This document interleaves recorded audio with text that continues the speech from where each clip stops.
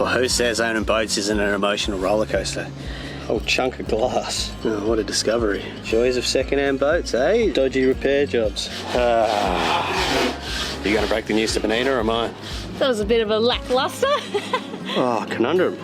Honestly, we have had an amazing last 15 months, sailing over 10,000 nautical miles, crossing the vast Indian Ocean, exploring some seriously remote places, then traversing the Mozambique Channel and flying down the wild coast of South Africa. Through every storm and every swell, our beloved Tayana, Nandji 2 has been our steadfast and sturdy home. But life on a boat comes with one constant: maintenance. So we've hauled her out here in the breathtaking town of Knysna to tackle some much needed out of water projects and get her ready for our next big challenge, sailing around the most southern tip of Africa, the infamous Cape of Storms, and then into the mighty Atlantic Ocean. We chose to do the haul out here with our good mate Dave, partly to delay our farewell of this incredible place. Knysna has truly captured our hearts, and saying goodbye won't be easy, but the sea is calling, and before we set sail once again, it's time to get to work. First night in our accommodation, we slept pretty well last night. I slept terrible. Josh slept really bad, but everyone else slept really well. And yeah, it's day one of boat work. I don't know how we're going to manage everything because we're going to have a dog and a 4-year-old running around, but it's time to start work. We're right next door to the laundromat, and so we're taking the pram down because we're going to bring all of our laundry up to do later. So it's our like little shopping cart. Big boat, that's so water. Hauling out wasn't just to get rid of the reef on the bottom of Nandji. The main thing we're actually hauling out for was to fix the cutlass bearing. So check this out. So the cutlass bearing is the bit that keeps the shaft centre inside the skeg here, and there shouldn't be any play.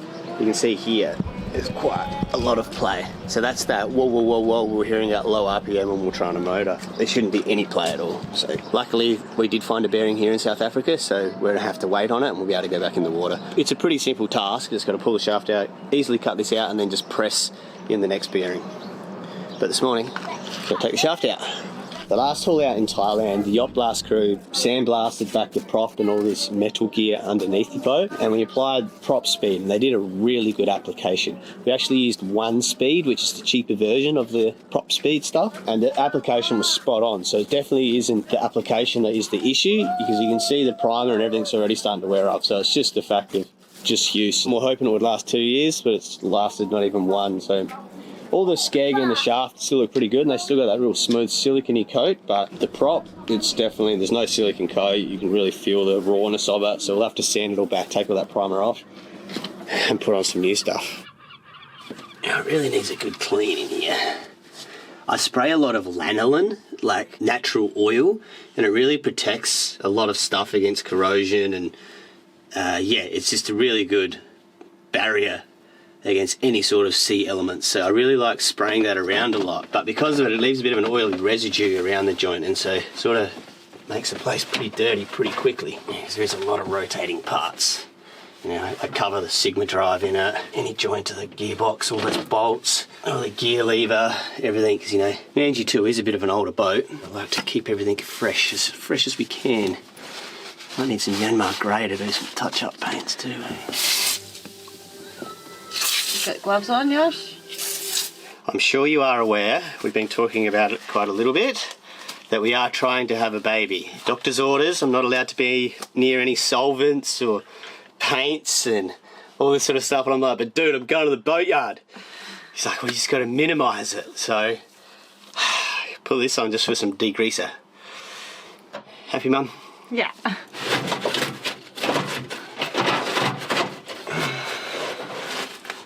I'd love to paint everything in here, eh?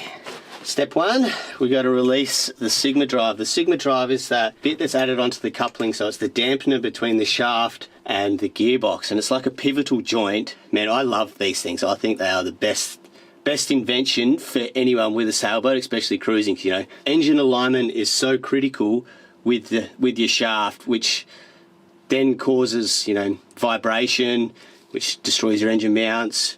If your shaft is misaligned, like your bearing's going to go, your gearbox you can have issues with.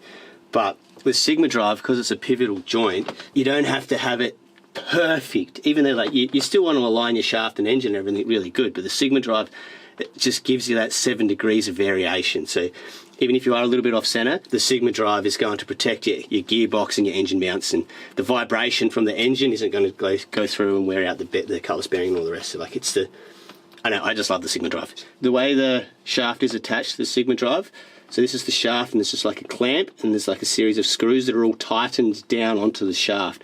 So I just need to get rid of all those screws and then back it out. Boop, boop, boop, boop. You might remember in Malaysia I didn't read the manual first in how to remove the shaft, and I put a come along on the prop to a car and skull drag the car. So the clamp joint is definitely tight. So what keeps the water out of the boat is this rotor here is grub screwed onto the shaft, and that compresses this PSS.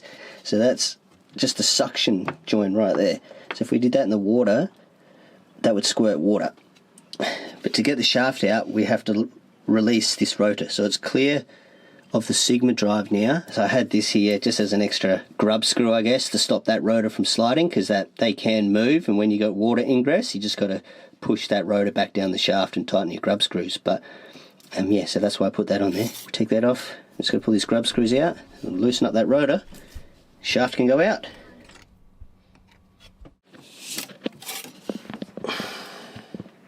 Awesome, and we're free. I'll just take the coupling off the end of the shaft, pull that rotor and hose clamp off, and then the shaft is free to clear to go out. Rather painless. Don't say too much until the job's done, mate. So the shaft's all free on the inside, but we're going to have to take off these two anodes. You can see they're toast anyway. There's not a lot of meat left on them, so we'll replace these, but we'll first just knock them off so we can get the whole shaft out. Here we go. Here we go. Slow and steady, mate. Hey. Take it Nearly there. out of the big boat. Prepare will make for it. It goes fast. We thought that we could take the shaft out without having to take the prop off, but there's not enough room here. It's already hit, so we're going to have to maybe push it back in a bit and take the prop off. That was a bit of a lackluster. Mummy, now we... For some reason I feel like it goes past it. Maybe how? But how, Can you- Dad? Because like we didn't take the prop off previously, and we're positive I had the shaft out. Did you take it the whole way off? Oh, conundrum. Do it, Dad. There you go. Okay. Feels like it's just on the edge though, eh? Yeah, like if the blades weren't on, then it would go straight through. Dad, don't scare me again. Yeah, for some reason I always thought the shaft went straight past the skeg there, and like you can see the skeg here, it is hung, it's on a bit of an angle, so it does, the prop's actually not perfectly in the centre, which I actually haven't noticed before. I knew that this was on an angle, but I've never noticed that the shaft is actually off of that skeg a little bit, and you look at it down the line. It's like Yeah, it's meant to be. It's definitely like the shaft would just slide straight out past the skeg, but Needs to have the prop off. yeah, we're going to take the prop off. Since we're going to take the prop off, I'm just giving it a scrape. Now you can see the primer is pretty worn off here as well, and with a bit of extra assistance with the old rusty blade. So the thing about this type of prop, it's just gears on the inside. So the boss is hard 2 pieces or 3 pieces encapsulated. I'll have to pull out the manual so I know exactly what I'm talking about. The blades, it's all a gear mechanism inside, and that's what makes it twist and rotate. So I figure I just got to scrape it all up since we are going to pull it apart, so it'll be in pieces. So just make sure everything's a little bit clean. So when it goes back together a bit better. Looks like it's 1, 2, 3 pieces.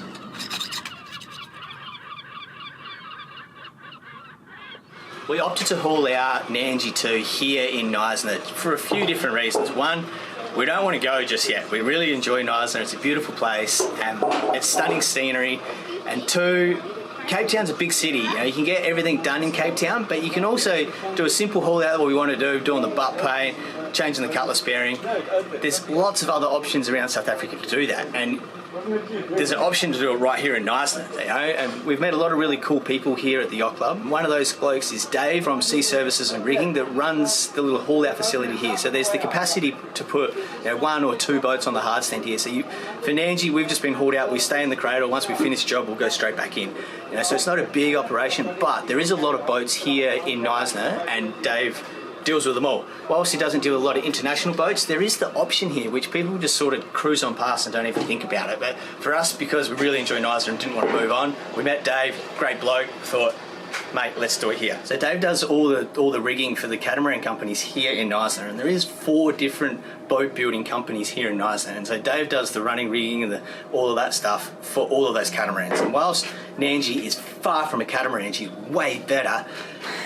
We do want to upgrade her in little bits of ways to bring her like up to scratch and up to that modern technology, like things like soft shackles which we can attach the head sail, so you're not like having those big bulky bow lines. You've got a soft shackle to join your jib sheet onto the clew of the head sail. So just all these sorts of little things that we have picked up off of these modern catamarans, but we're going to go steal some of those ideas. So we'll go find Dave, see what he's up to. Hopefully he's actually busy right now. We didn't warn him that we're coming, so we'll go find Dave and just see what he's up to.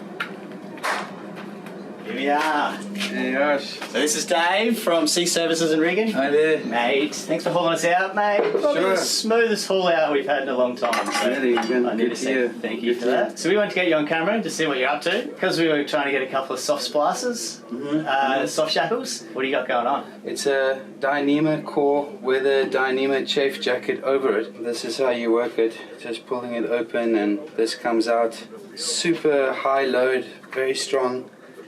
Brake load. These are some of the things we make. This is like a normal one. Loops, covered loops and dog bones. These are quite technical to make. We can do a soft shackle. Yeah, Okay. let's do a couple of softies for Nandji. Right on. Okay. Alright. Yeah, so this is where it starts. Find the middle. Then I decide how big I would like the soft shackle to be. So now I'm just making an entry just under the jacket, not into the core. I'll go in at my mark and come out at my mark. And now I will pull the whole thing with the core and the chafe cover over through. Now we decide the size of the eye. That's quite critical, this size of the eye. That must be the same size as that basically. Is that pretty much how you splice all sort of braid rope? Yes and no. This is quite simple. So now the diamond knot. This is very tricky.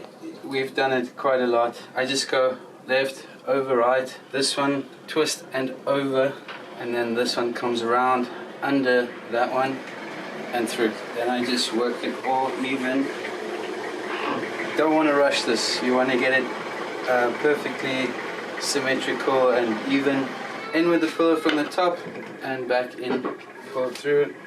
Same thing with this one, around and up through the middle. That's a diamond, the start of a diamond knot. Now I will just hit it and work it and try and get it as round as possible.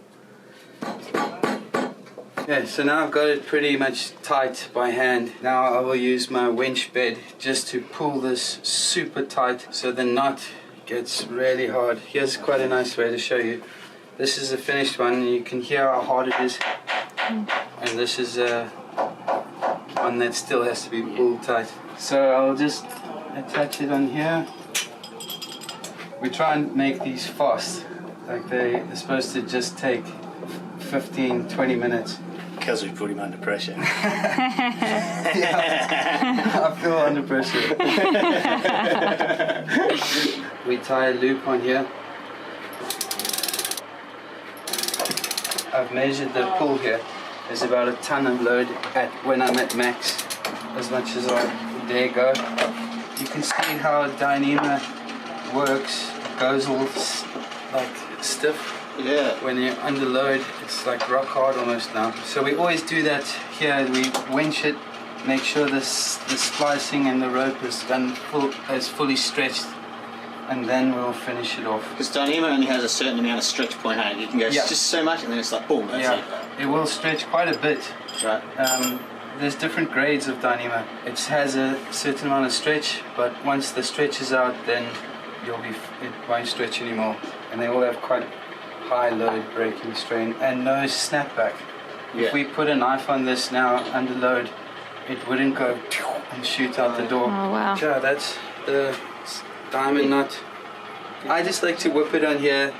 There's a couple of reasons I do it, but I just start by going through, and now I'll just start winding it, keeping consistent strain to just get it even all the way round and round and round and round with no gaps. You know, that's how you tell if it's a professional job or not, if it's all like very neatly done. It's definitely the difference between the end of Nandji's lines that I've whipped. I won't have to worry about it coming undone. Now to end it, I'll just go through again like 2 or 3 times. And now I'll just cut this off with a hot knife. Not too close, you don't want to cut the strands of the whipping twine. And then I'll just spend a bit of time neatening it up a bit. Last thing, just a little string on here, and a little string. And now I actually do another diamond knot. It looks nice and it makes a bit of a big ball on the end so you can grip it easily. It's taking longer than I thought. Okay, now I'll just pull these through, chop that off, and just mount the tails. There we have it. Beautiful. Soft shackle, high load. This is perfectly fine for Nandji. You guys will never break this. Not with the chafe jacket, and the material is quite big. It's the right size for your boat, I would say. Awesome, there we go. Yes. See, it's good to have proper rigging, you know. Remember that time I see in the middle of the Indian Ocean where that bow line on the head sail come across and we had to hove to and tried to tie it back on again? Yeah. That's a soul. Sorted. Yeah. Sorted. Right on, well, thanks heaps, man. Like, Pleasure. Pretty stoked with everything that you've done so far. Now we just have to see how we get put us back in the water. Yeah, thanks. Yeah, it's great having you guys. I feel quite honoured actually that you ended up coming out with us. You've been all around the world. Couldn't believe it when you wanted to come out with here. Yeah, that's one thing for Knysna. It's been really welcoming and really kind to us, and we've met a lot of good people at the club, yourself included. You know, so it's been really cool. And for us to then find the other options to be able to haul out, we're like, thanks, Dave. This is sick here, man. Like, means we don't need to go anywhere. Cool. Joe, it's quite a nice local vibe. You don't have to go to the city and haul out. Yeah, exactly. It's a nice stopping point before you get to Cape Town. Yeah, that's the thing about Knysna, man. They call it the Hotel California. You can come, but you may not never leave. Nandji's turning that way. When you got folks like Dave around, it's like, well, let's stay a bit longer. We can get our boat work done. He's going to fix us with the broken boom bank soon. So, mate, we sorted out. Yeah. Cheers, Dave. Yeah. Thanks so much, Dave. Good, yeah. Thanks, man. Great having you guys, really. Yeah. Wow. Good work, man.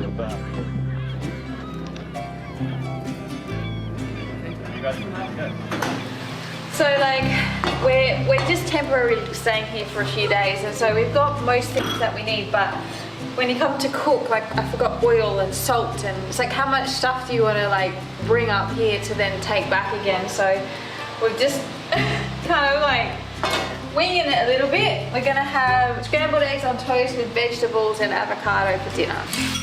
We're back on the non-stick pan, unfortunately, but What's the sticks?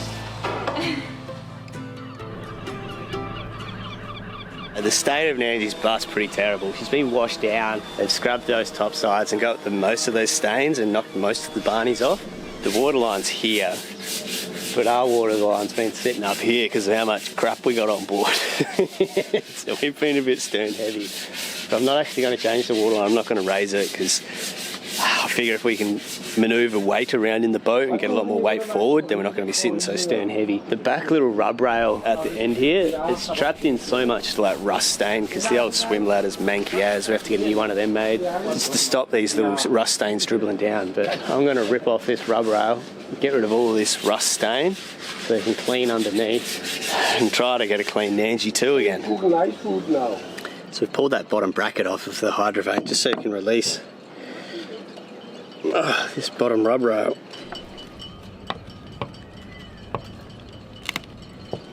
Oh, it's a chunk of bloody Nandji there. Wonder if that's why they put it on to start with. That's a whole chunk of glass. Oh, what a discovery. Joys of second-hand boats, eh? Just find other people's problems and dodgy repair jobs. Right, well, we pulled off half of Nandji here, so I'm either going to have to glass that up. It's just a chunk of glass though, so I can see why they put this on there. See if I can salvage the piece, and or else we're just going to have to build a new one. What you doing, Leila? Squeak, squeak. Squeak, squeak. Bossy. Car. I think we're going to go out with Lewis struggling to concentrate. Okay. Can you help me get me up that? Yeah. Gonna see the latest surprise of Nandji too. There's a chunk of Nandji. I think that's why they put this rub rail on. So they must have reversed into something and it chipped it off. Because it's just thick, solid glass. No, it's just thick, solid glass. So I might need to just glass up a little bit and shape it. Yeah, it's pretty ugly under there, isn't it? Yeah, it is. Now that we sort of started to clean it up, just got to get it all back to nice clean gel coat so the fiberglass sticks to it. But yeah, that's just solid glass. Like this whole bit here is literally just solid glass. To get in for these bolts here, the two bolts on the hydrovane were like perfectly centered. There's only like an inch gap. So like you put it here, it's about 3-4 inches, and there's only an inch on the inside. So it suggests that all of this is at least an inch and a half thick. So like it's thick glass. It's definitely got to fill up all these holes, but I don't know. Do I bother? I was just going to stick that thing back over the top. Should I bother glassing it? What do you reckon? Yes, I think so. I think you should glass that up.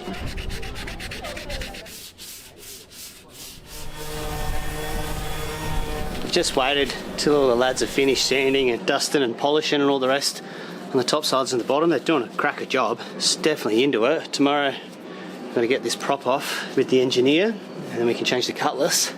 But that little extra boo-boo we found this afternoon, going to have to glass that up. So get ourselves some epoxy. Good old epoxy, it's been a while.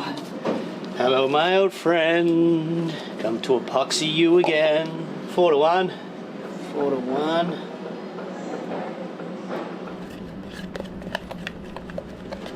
Epoxy. When you think it's mixed, keep mixing. Microfiber.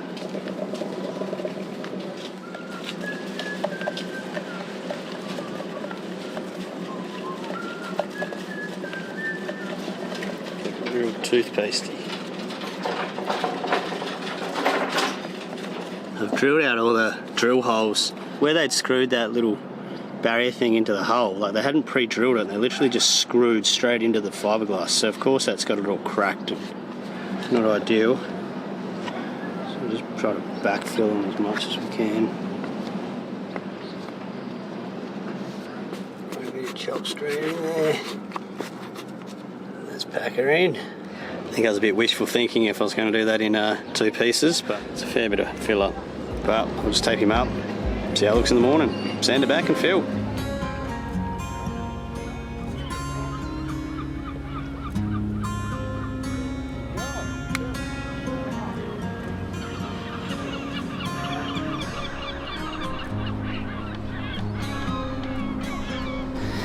Welcome to a wet morning in the boatyard, but still off to a flyer.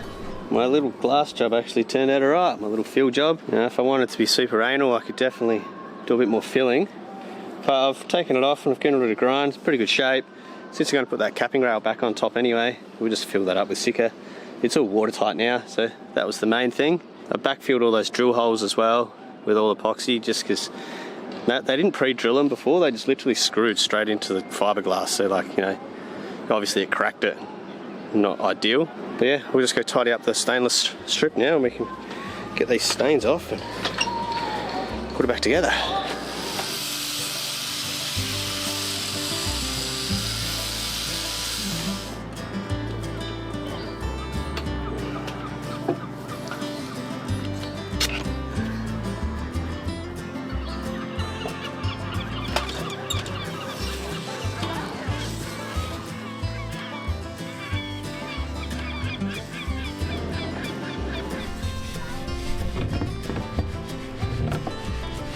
That's why sometimes it just pays to get the professionals to do stuff. So within 5 minutes they nipped that tip and cracked the boss, so that's good. The prop's now threaded apart, but bad news of this is that we've just learnt that Cutless bearing needs to come from overseas because they don't have any stock here in South Africa, which means potentially we're going to be on the hard stand for 2 weeks because we can't launch after Thursday because of tides. So if it gets here next week, then like it's a week sitting here on the hard stand, another week until we can launch, and that ain't ideal. There's been way too many hurdles already way too many surprises.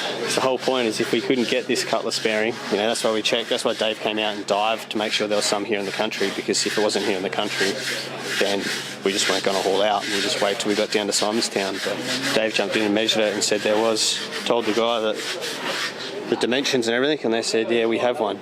But he's rolled up today saying that he doesn't have one, so hopefully he can figure out some magic and find something, because I really don't want to be stuck here on the hard stand for 2 weeks. Here right next to all the restaurants and everything, it's too expensive to go buy accommodation. We had accommodation for 4 or 5 nights just now, and that was the cheapest we could find within walking distance, and it still cost like nearly $500, so we can't afford to go live in accommodation. You going to break the news to Benita or am I? There's so many greens. Yeah, I wouldn't have seen that if you hadn't told me. Thank you. So, these and chicken. You helping Dave, Lula? No, this is not Daisy stuff. You want a piece of sandpaper? If you see any green spots, just go for it, okay? With Tallulah's help, we stripped off the old prop speed, revealing the bare metal beneath and prepping it for the next application. Meanwhile, the Cutless bearing saga kept throwing us curveballs. Good news 1 minute, setbacks the next. But we powered on through the remaining jobs, determined to get Nandji 2 back in the water. With all the hull prep finally complete, it was time for the transformation to begin. The first coats of anti-foul went on, and just like that, Nandji 2 started looking brand new again. There's been a little bit of critical sort of patient waiting here, just hoping for the best, because that Cutless bearing, supposedly it was on a ship, then we found one in Cape Town, got machined, delivered yesterday, and it just arrived. We're going in the water tomorrow morning, so you couldn't ask for better timing. Close. You fucking machined the shit out of it. So the bearings arrived, but because they machined it before they sent it, it's too loose. Well, who says owning boats isn't an emotional roller coaster? Yesterday I went from being so excited that the Cutless bearing was here to then seeing it not fitting to be the most disappointed I've felt in a very long time. Couldn't do anything else, didn't want to film, just had to leave it at that. But we tried to figure out a way, because we were told that that was the only Cutless bearing in South Africa, and we'd have to wait, which means we'd just be stuck on the hard stand. But the engineer fella who's been doing the Cutless and organising it all, he found another one. So instead we were trying to fit a square into a circle before. The old Cutless bearing was a metallic one, so it had a casing, and then the new one was just resin. We're going to machine the resin down to fit it into the casing and then put it into the skegger. Oh my gosh, it was quite a circle of events, but luckily we found another one in South Africa, and so we've had that sent, and I'm feeling good today. Here it is. Yesterday it was like 2 o'clock in the afternoon. Today it's 10:30 in the morning. Here he is, ready to go. So let's go find out if it's going to fit. So the bearing's in. This one's definitely a snugger fit. It's got a metallic casing again this time, but that's exactly what came out of it, so I'm pretty happy that that's the same thing going in, considering it's wasn't pressed in. It was still just the perfect fit, but it's got the grub screws on the side. They're Loctited in, and that's how it was, so happy days. And now the prop. A bit disappointed we found this water in the skeg, but you know, there's not a lot we can do about it. So we let it drain for 48 hours. Not really dripping anymore, but I still just bunged it. Got some epoxy putty there over the top, and now we just glass it, so we sort of hotbox it all together. But it's what it is. I think the epoxy's mixed. Keep mixing. I reckon we say that every time we use epoxy, eh? It's just Uncle's words coming through in me. How you going, Uncle? Stop any dribbles, eh? So let's be honest, I'm not the cleanest worker.